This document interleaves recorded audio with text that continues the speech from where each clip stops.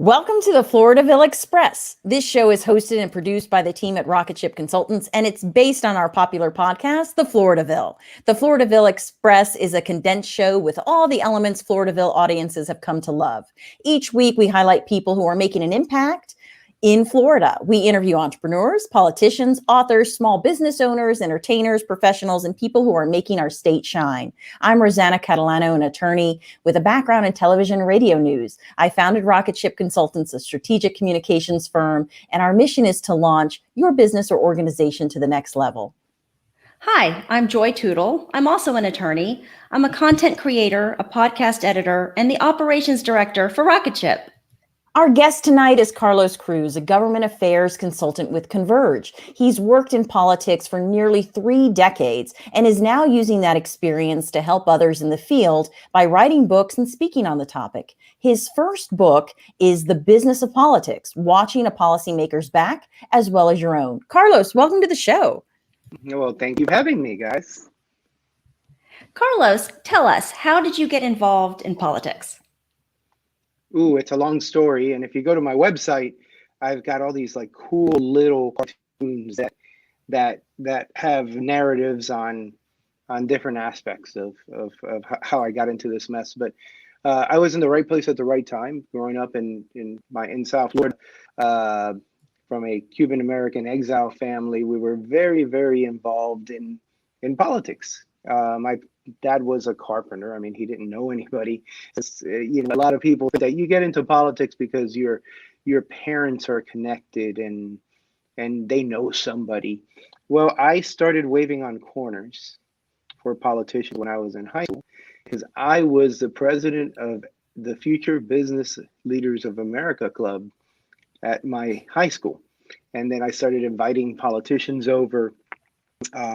They got to know me. I started learning strategies. So I went from being that person waving on a corner to being in back rooms, putting together strategies and ultimately constituent or voter strategies to get out the vote. And that's how I got into it. Then I really got into it when my father got sick. I was studying for my LSAT when I was a junior. And one night he woke up short of breath and I ended up in the emergency room, and the doctor the next day told me that, well, guess what? Your dad really can't work anymore.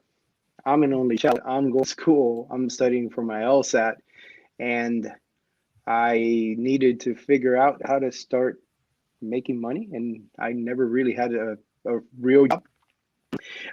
Lo and behold, there was a senator in the emergency room at 3 a.m. that I volunteered for. His father was in the hospital also. And to make a long story short, and I've got this at my website, a cool little cartoon. He gave me his card. He said, if you need anything, call me. And I figured, well, they give the cards to everybody and they tell them the same thing if you need anything. So I, following day when I had that conversation with the doctor, I called the senator and I figured it'll take a few weeks before we get together. He literally got the phone and said, hey, where you at? I'm taking you to lunch. I'm on my way. And I got my job. His aide was running for a local office, and the rest is history. Amazing story. So tell us why you launched Politics to Profit. Well, I think there needs to be a better way. When I started in politics, there was no real guide to any of this stuff. So I have my first series that I'm, first book is Watching a Policymaker's Back as well as your own. It's called The Business of Politics. And you generally don't grow up and, in grade school, you're like, I want to be a doctor. I want to be a firefighter. I want to be a policeman, an architect, a lawyer. But you generally don't say, I want to be a lobbyist. Or I want to serve the public capacity and maybe become the chief of staff to the president. So there's no book out there. And I kind of wanted to pay it forward. A lot of people spent a lot of time with me, showing me the ropes, and And I always wondered what they wanted. Why are you doing this? And they, well, no, somebody took the time when I was younger to teach me these secrets. So make sure you always make the time to teach people. And that's your way of giving back. And I think in politics has such a negative connotation in our society. And I think there has to be a better way. So I wanted to start a movement and create a guide to do better for people. Well, let's take a quick commercial break. And when we come back, we're going to learn more about Carlos and get some words of wisdom from him. At Rocket Ship Consultants, our mission is to take your organization to the next level. Our team develops strategic communication plans that help entrepreneurs, corporations, associations, and individuals reach new heights. Our consulting team is made up of attorneys with additional experience in journalism, public relations, politics, broadcasting, and advocacy. Let us help you take that dream you have for a podcast or video show and make it into a reality. We can create networking opportunities, educational forums, and interactive conferences to spread your message. Let our team provide you with fresh ideas and inspiration. Rocket Ship Consultants offers a variety of services, so check out our website at rocketshipconsultants.com. Take off with Rocket Ship Consultants and launch your organization with us.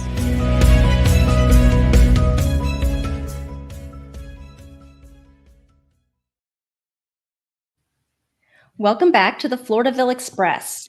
We're talking to lobbyist, author, and speaker Carlos Cruz. He's the author of a new book now available on Amazon entitled The Business of Politics, Watching a Policymaker's Back as Well as Your Own. So Carlos, you touched on this a little bit before the break, but expand on this a little bit more. Tell us more about your book and why it was important for you to write this book and to become an author. All right. Well, when I started as an aide, and this is an entry-level book for people that want to serve and work with a politician as their assistant, and there was no guide. And I wanted to solve this problem because, a lot of people make silly mistakes.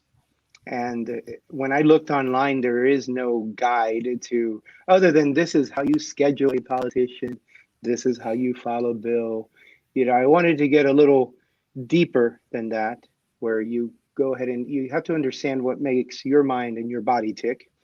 What your brand, you got to protect your brand. A lot of, especially young people nowadays, they post silly things, and that brand, that reputation, that credibility will follow you forever.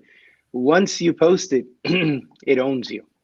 And so as I coach and I give, folks in the political process, politicians, businessmen, and young assistants, I give them advice. I wanted to solve this problem.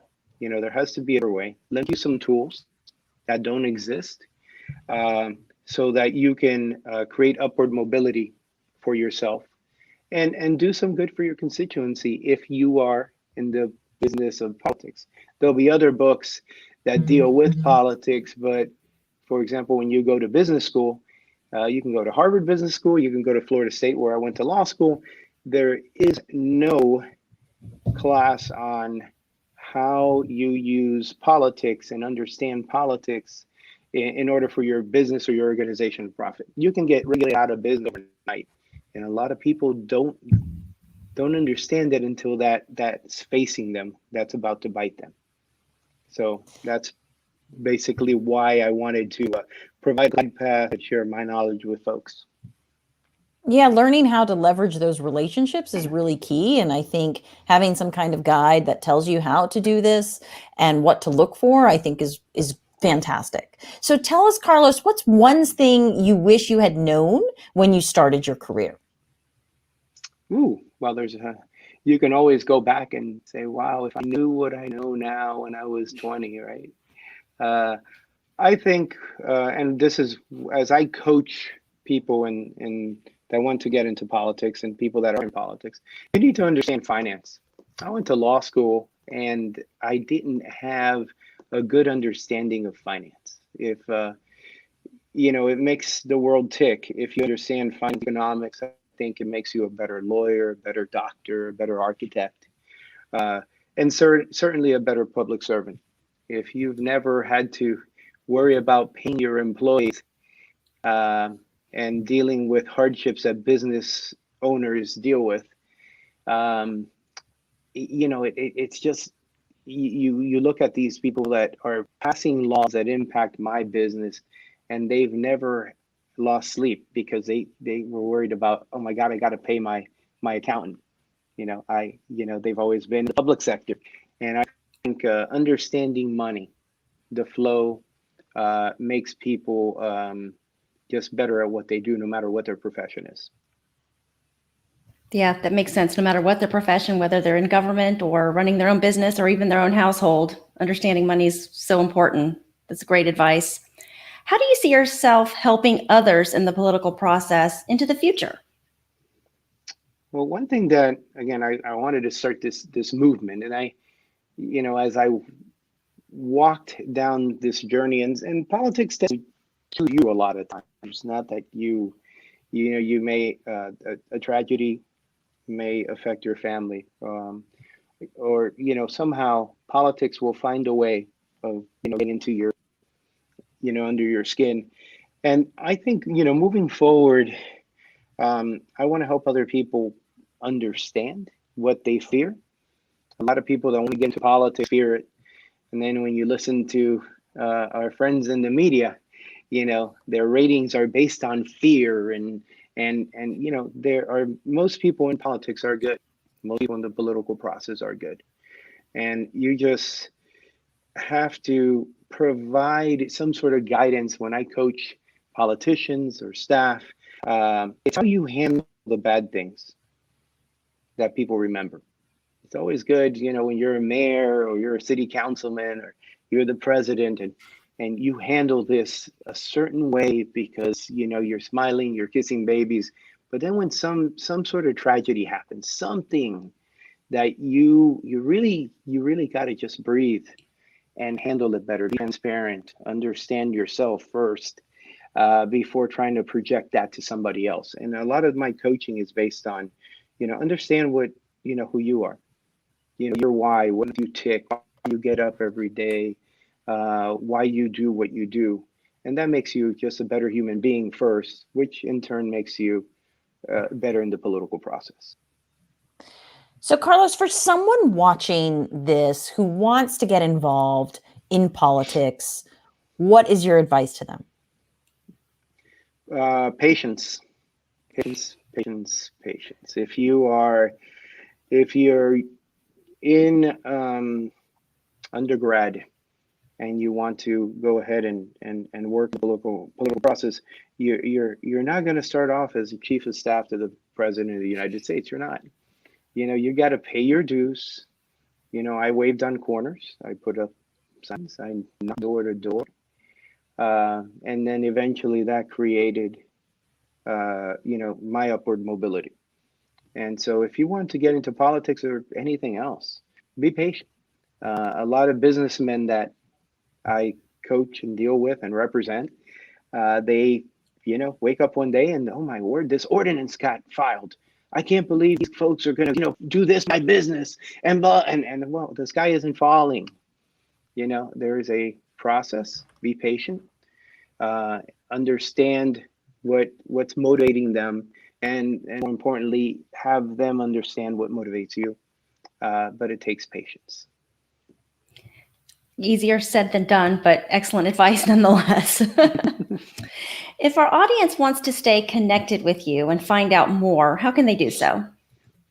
If you go to politicsofprofit.com, that's my website. My first book that launched in January is on there. I got my second book in copywriting, which will be a part of my second series, The Politics of Business. And as there was this cool MTV video by Take on Me. That was sort of this cartoon. And so I've got a lot of these like little cartoons on my website that explain some of my routines, some of my principles, and my story, how I got into this. And I'll continue to add to them. I remember that video. It was That was a cool. good one. It was cool back then. It was. It was. Well, thank you so much for joining us, Carlos. This has been a pleasure getting to know you, getting to learn about how your career has progressed, and hearing more about your book and the new one that's coming along. That wraps up our show for tonight of the Floridaville Express. Be sure to tune in on Monday nights at 8 p.m. to catch our show live. Next Monday, we'll be speaking with Ted Fisher, who's CEO and co-founder of Ageless Innovation, a company that creates interactive robotic companion pets for the elderly. You won't want to miss it. And remember, you can watch previous episodes of the Floridaville Express on our YouTube channel and on Facebook. And now don't forget, if you've been wanting to create a video show or podcast like this one, we can help you with that. Our company, Rocket Ship Consultants, can strategize with you and help you launch your multimedia shows or events. Also, reach out to us if you're interested in sponsoring this show. Sponsorships create positive long-term brand awareness and keep your organization connected and relevant. We have a variety of sponsorship packages at a surprisingly affordable price. Contact us for more information so we can help you focus a spotlight on your trailblazing work that you and your organization are doing. Have a wonderful evening, and we'll see you next week.